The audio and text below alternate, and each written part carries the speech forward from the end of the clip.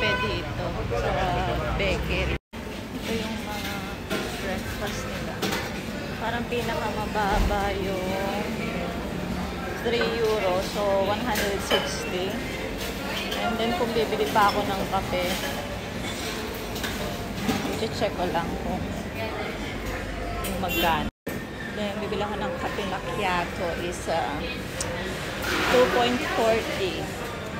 So, gagastos ako ng 5 euro. Pinag-iisipan ko kung bibili pa ako. Hindi. Para magtutubig na lang ako.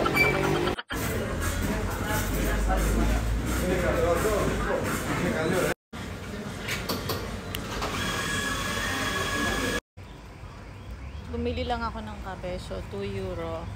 Parang 120. Nangihinayang pa ako. Magbabawasan pa yung kikitain ko. Oh my God. Pero ganun talaga. Nakikrave tayo ng kape. Hindi ako nakapagkape.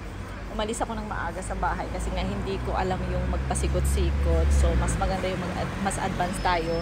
Katulad kanina, nakababa ako dun sa Patisya. Dalawa pala yung Patisya dito. Isang Patisya lang and then may isa pang Kato Patisya. So, buti na lang advanced tayo na umalis ng bahay 1 hour before. So, hindi ako na-late. Actually, hinihintay ko pa yung may-ari ng bahay. Parating na siya. So, yun. Yun lang, guys. Waiting ko late siya. Naku, dadagdagan ko yung charge. Yun lang, guys. Bye!